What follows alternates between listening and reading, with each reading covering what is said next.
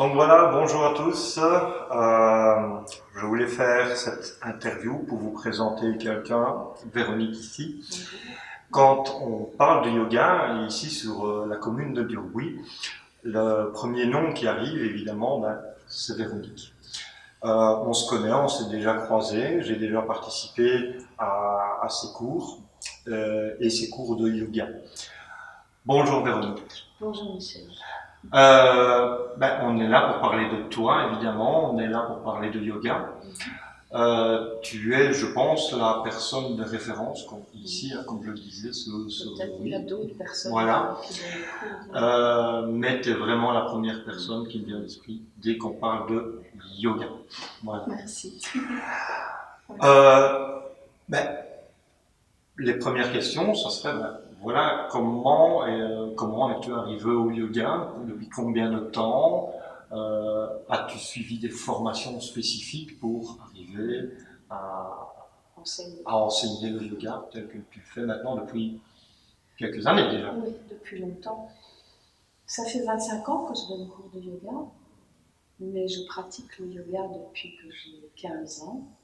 J'avais un professeur de gymnastique à l'école qui donnait des cours privés chez elle après sa journée d'enseignante traditionnelle.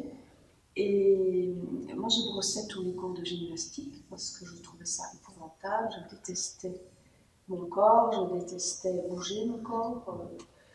Et ce professeur, un jour, est venu me chercher dans les vestiaires, m'a un peu prise par la peau du cou et m'a dit des choses qui m'ont secouée, qui m'ont fait prendre conscience que c'était important d'être vraiment incarné. Et alors, j'ai commencé à cesser de brosser ses cours et je suis allée voir ce qu'elle proposait chez elle. Et chez elle, c'était vraiment elle m'a tout appris parce qu'elle travaillait vraiment dans le respect du corps, en harmonie avec les saisons, sans jamais forcer. Et c'est elle qui m'a initiée au yoga, qui pour moi est un art de vivre. Ce ne sont pas que des pratiques corporelles, ce ne sont pas que des postures, des asanas. Un asana, ça veut dire s'installer dans son présent, dans cet état où on est à cet instant. Donc elle m'a appris tout ça et j'allais 2 ou 3 fois par semaine à ses cours jusqu'à ce que je quitte, à l'époque c'était à Bruxelles, jusqu'à ce que je quitte cette ville pour venir m'installer ici dans la région de Rue. Et puis voilà, j'ai eu tout un parcours, j'ai travaillé, j'ai enseigné l'histoire, j'ai élevé des enfants. Et après mon 4e enfant, j'étais vraiment pas très bien dans ma peau. Donc je suis allée fréquenter une salle de sport et je remarquais qu'après les cours d'aérobic ou de step, il y avait vraiment beaucoup de courbatures, de problèmes, vraiment que les personnes étaient peut-être détendues, mais que le corps physique souffrait. Et alors j'ai proposé au responsable de la salle de donner un cours de yoga relaxation. C'est comme ça que j'ai débuté. Donc là, il y a 27 ans. Et petit à petit, j'ai installé mon propre cours et j'ai appelé ce cours Atelier Corps-Conscience parce que j'ai englobé dans les séances que je propose un petit peu toutes les techniques que j'ai expérimentées sur mon chemin. Tu m'avais encore demandé quelque chose par rapport à tout ça. Voilà, donc l'atelier corps-conscience, c'est un cours de yoga, mais j'utilise aussi pendant les séances des balles mousse ou des bâtons couverts de mousse qui facilitent la détente des fascias, donc du tissu conjonctif. C'est une espèce de membrane qui soutient tout le corps, qui permet au squelette de rester bien dans sa verticalisée, ou enfin dans une logique, une structure qui tient la route. Et donc on travaille aussi des mouvements très lents avec ces outils ça, c'est pas spécialement du yoga, c'est pas du yoga traditionnel. Oh. Donc c'est pour ça que j'appelle atelier corps-conscience. Oui. Il y a aussi un petit peu de pratique de Qigong, de Tai Chi. Pour moi, c'est quand même du yoga, parce que le yoga, c'est vraiment un art de vivre et d'intégrer. C'est une hygiène mentale, c'est une hygiène du corps physique, avec des nettoyages du corps, nettoyage du nez, nettoyage des oreilles, nettoyage de l'estomac. C'est une pratique de la respiration. C'est un yoga de la dévotion aussi. C'est un yoga de... Le yoga, c'est aussi être dans l'empathie avec les autres. C'est pas être enfermé dans sa bulle, c'est être en relation avec l'autre et pratiquer la compassion, la non-violence. Voilà.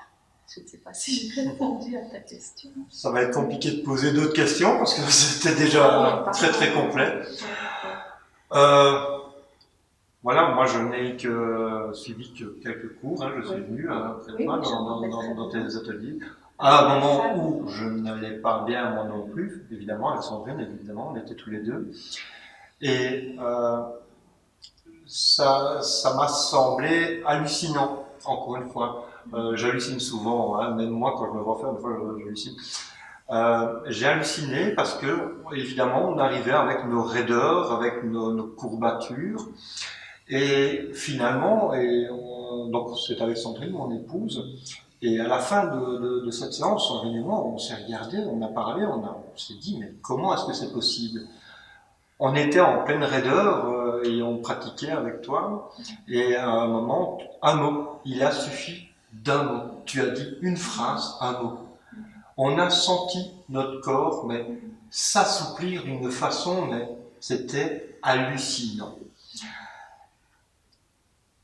Ce verbe, cette phrase, ce mot, je ne sais plus ce que c'était, mais cette façon de parler, ou je ne sais pas, est-ce que tu l'as appris, acquis? Comment est-ce que tu commentes beaucoup, hein, tu parles beaucoup finalement hein, pendant la séance. Hein. Oui, il y a des personnes à qui ça ne convient pas, mais par contre, j'ai quand même beaucoup de retours encourageants. Voilà, parce que beaucoup me disent, quand on t'écoute, d'abord on n'est pas obligé d'écouter tout ce que tu dis, il y a aussi un fond musical, mais le mental s'apaise.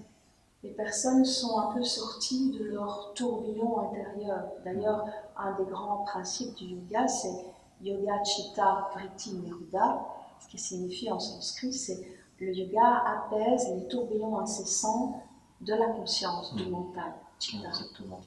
Et ça, je n'ai pas appris. La façon de commenter le travail corporel, c'est quelque chose, je pense, qui m'a été donné. Et j'ai souvent l'impression, d'ailleurs, que c'est pas vraiment moi c'est moi qui exprime, mais je ne sais même plus à la fin d'une séance ce que j'ai dit. Oui. C'est vraiment, je laisse couler dans l'instant présent en fonction des personnes qui sont là. Quand je prépare les séances, je prépare de moins en moins parce que c'est devenu une seconde peau. Oui, c'est ça. Mais il y a des choses qui se transforment suivant qui est là, qui n'est pas là. Et je fais confiance à mon guide intérieur. Je pense que mon intuition et ce qui doit se dire se dit. Ce n'est pas une réflexion volontaire de ma part. Je dirais que c'est intuitif. Oui, bien sûr. Par contre, la pratique du yoga elle-même, il y a une rigueur, il y a vraiment un apprentissage. Et donc, je parlais de ce professeur de gymnastique-là, qui m'a beaucoup accompagnée. Et alors, c'est elle qui m'a initiée aussi à ce qu'on appelle l'anti-gymnastique de Thérèse Berthera, qui est une kiné qui, dans les années 70, influencée par une autre technique, la méthode Mézières, a initié ce travail avec les balles et les bâtons. Et plus tard, une autre personne a repris ce travail, c'est Marie-Lise Labonté. Et voilà, donc ça c'est ce qu'elle a appelé Marie-Lise la méthode de libération des cuirasses. Donc ça c'est un aspect, mais moi à l'époque, quand je continuais mes cours privés, enfin privés, ce pas des cours individuels, c'était des groupes, mais c'était chez elle. J'ai voulu avoir une autre approche et je me suis inscrite à une formation pour devenir professeur de yoga à l'ADEPS. Et j'ai travaillé, c'était ce qu'on appelle la méthode d'Henri Van Lisbeth. Et puis j'ai continué à faire des stages et des formations après. Mais comme tout est fort institutionnalisé dans notre monde, il y a le monde des profs de yoga. Oui. Il y a le monde, je pense, des profs de Qigong ou des massothérapeutes. Et bon, moi, j'ai un petit peu été comme une luciole ou une étoile filante, un peu entre chaque... Enfin, pas étoile filante, j'ai vraiment pratiqué, mais je ne me sens pas appartenir vraiment à une obédience particulière. Et parce que j'ai besoin de cette liberté de faire comme je le sens, comme apparemment les personnes ne s'en plaignent pas. Tu le fais très bien. Les personnes ne s'en plaignent pas, je continue. Je vis ça. Il y a une personne qui m'a dit un jour, après un cours, elle était arrivée emmenée par sa sœur, et elle est venue me trouver très fâchée. Elle me dit, mais qu'est-ce que c'est que cette histoire? Tu mènes une secte, quoi? J'étais très étonnée. J'ai dit, simplement, je vous invite à renouer avec vous-même, avec votre corps, votre âme, votre esprit, mais j'avais utilisé le mot âme. Et du coup, ça avait été mal perçu. Pour moi, c'est une notion tout à fait universelle. Je ne rattache ça à aucun courant religieux. Je ne sais pas si je parle trop. Non. Alors, question un petit peu plus pragmatique peut-être. À qui s'adressent tes cours, en fait, ici à Marvaux? Qui peut venir, par exemple? Je dirais que c'est un peu tout public. Mais par exemple, certaines personnes me demandent si elles peuvent venir avec leurs enfants, ou adolescents.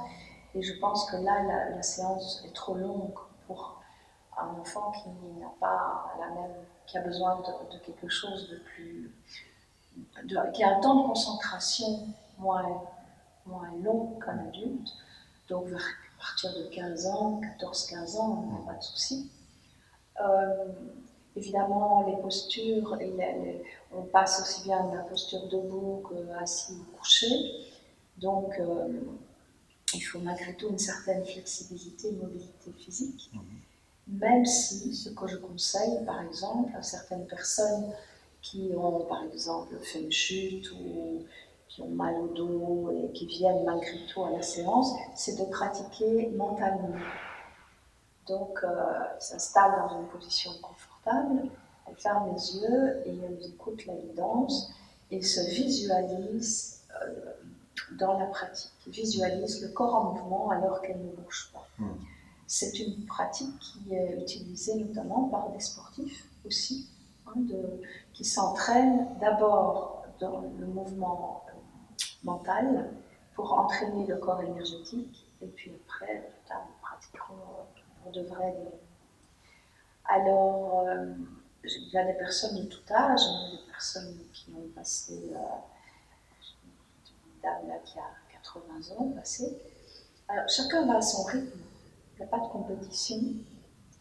Et c'est vraiment un temps pour se poser, renouer avec soi-même, avec les sensations du corps, avec qui on est, si maintenant, quelle est la météo du jour.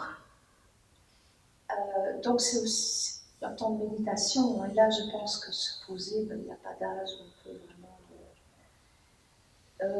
ce qui me réjouit, c'est qu'il y a de plus en plus de messieurs qui viennent. C'est un petit peu, là, je ne sais pas, quelle croyance ancestrale est véhiculée, comme quoi la pratique du yoga est réservée aux femmes. Les hommes restent à la maison, les femmes viennent. C'est en train de doucement changer. Sur les 25 ans, au début j'ai eu quelques messieurs, et puis ça s'effiloche, et maintenant, voilà, c'est un appel que je lance. Pourquoi pas? Messieurs, il n'y a pas de... Le yoga n'est pas réservé aux femmes. D'ailleurs, traditionnellement, en Inde, la pratique du yoga était réservée aux hommes. Les fameux yogis. Voilà. Il y a des yoginesses, mais elles sont arrivées plus tard dans Les l'histoire du fameux yoga. yogis. Dans l'hindouisme, exactement. Ouais. Voilà. Ben voilà. Et, oui, je Tu voulais apportes peut-être peut-être juste terminer? ajouter Oui. une petite chose, c'est que c'est la force de motivation qui compte. Oui. Et qu'on ne force personne à la pratique, qu'il faut vraiment accrocher. Il y a beaucoup de professeurs de yoga, tous très compétents, il y a beaucoup de cours qui sont proposés. Et ma philosophie, c'est qu'il faut essayer, tester et voir avec qui on accroche, et puis ce qui fait du bien, parce qu'on a tous des besoins différents, on est tous uniques. Absolument. Voilà. Absolument. Merci Michel. Voilà, je voulais vraiment te remercier. Tu faisais vraiment des personnes, tu faisais vraiment partie des personnes que je souhaitais vraiment mettre à l'honneur sur cette chaîne. Merci. Merci pour cette douceur, ta voix qui guide vraiment, cette voix que vous entendez vraiment vous guider pendant une séance. C'est toujours assez bluffant cette séance avec toi. C'est un souvenir qui reste, malgré, bon, voilà, par été, je ne suis plus venu, mais ça reste ancré à l'intérieur. C'est pour ça que j'ose te mettre vraiment en avant. Je te Voilà. remercie, c'est vrai, Voilà. je suis très touchée. Merci tout le monde, à bientôt.